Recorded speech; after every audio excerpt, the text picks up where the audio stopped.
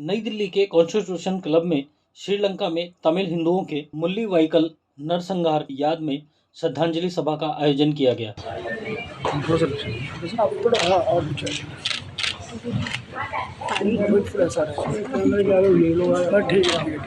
हिंदू संघर्ष समिति ने श्रीलंका सरकार व सेना द्वारा निर्दोष तमिल हिंदू नागरिकों के जघन्य मुल्लीवाइकल नरसंहार में मारे गए तमिल हिंदुओं को श्रद्धांजलि देने के लिए दिल्ली के कॉन्स्टिट्यूशन क्लब में कार्यक्रम किया गया।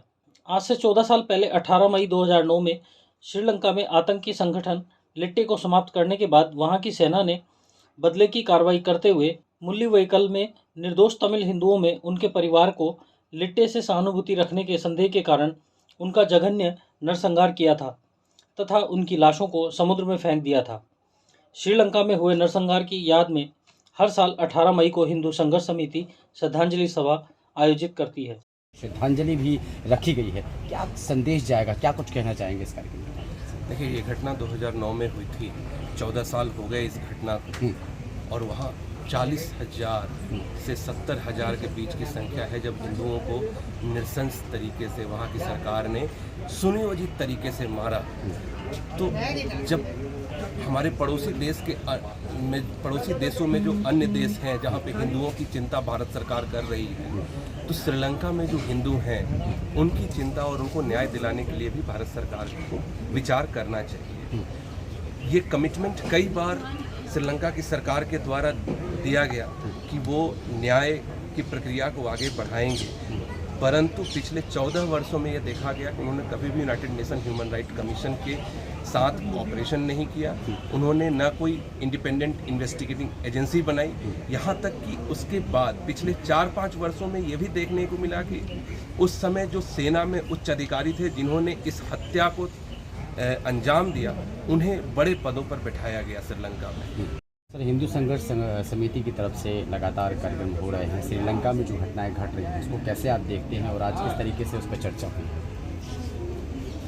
ये विषय जितना गंभीर है, चर्चा भी उतनी ही गंभीर हुई है और ये चर्चा स्थानीय नहीं बल्कि आप मीडिया के माध्यम से पूरे विश्व तक पहुंचाने की बात है कि हिंदू संस्कृति पे किस प्रकार भीषण अत्याचार वर्षों से होता रहा है श्रीलंका में।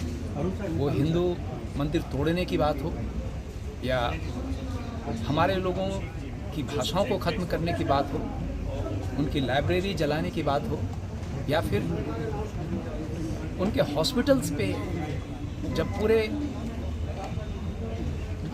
मरीज़ युद्ध के समय जब मरीज हमारे भर्ती थे उस समय बॉम्ब सेलिंग हुई है। इस तरह के दुष्कर्म श्रीलंका की आर्मी ने किया है और वहाँ की सरकारों की सहभागिता इसमें रही है। अंतर्राष्ट्रीय संस्थाओं को अमन चालू करो, हिसाब लेना ही पड़ेगा और अब श्रीलंका को, भारत के लोगों को, हिंदू संस्कृति के लोगों को जवाब देना ही पड़ेगा कि वार क्रिमिनल्स कौन है, मानवता के क्रिमिनल्स कौन हैं। Violation about Tamil minorities in Sri Lanka. You are here, you are fighting for a long time. What do you want to say about it?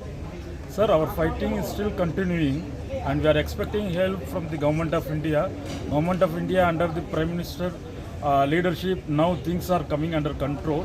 People still they are striving hard and Government of India helping a lot, and I want the Tamil Nadu government also to see to that and to help the people well. Okay, so many people are suffering till date today, but no human rights violation of them. Nobody are helping. If we talk about India government and Sri Lanka government, so what do you want to say about it? So we, Tamil people, leaders, everybody are taking this issue to the Government of India, and we request the Government of India to raise this issue in the United Nations. And let the United Nations take a stern action against the government of Sri Lanka. For that, we are putting our effort continuously, and I hope our Prime Minister will do the needful. What you are expecting India government? The India government should support this. Not, I won't say Tamil Hindus, Hindus. It's a Hindu problem, not Tamil Hindus. It is a Hindus problem. So Prime Minister have to take these issues to the United Nations and seek his intervention to the Sri Lankan government to advise them to take care of the Hindus properly there. And Hindu संघर्ष समिति के अंतर्राष्ट्रीय अध्यक्ष अरुण उपाध्याय का कहना है कि श्रीलंका ने भारत के साथ किए गए किसी भी समझौते का आज तक पालन नहीं किया और उल्टे भारत से ही मदद लेकर हमारे साथ लगातार धोखा करता आया है। हाल ही में वहाँ के राष्ट्रपति रॉयल विक्रम सिंघे ने तीसरी बार भारत का दौरा रद्द कर दिया है। उनकी नीयत संदिग्ध है और अभी यह सही समय है कि भारत वहाँ तमिल हिंदुओं के मानव अधिकार व गरिमा की रक्षा हेतु भारतीय हितों के अनुरूप कदम उठाए। ब्यूरो रिपोर्ट, राष्ट्रीय सर्च न्यूज़, दिल्ली, देश की आवाज़। ऐसे ही अपने क्षेत्र व अपने आसपास की खबरों, देश दुनिया की ताज़ा तरीन सभी खबरों को देखने के लिए देखते रहिए राष्ट्रीय सर्च न्यूज़ चैनल।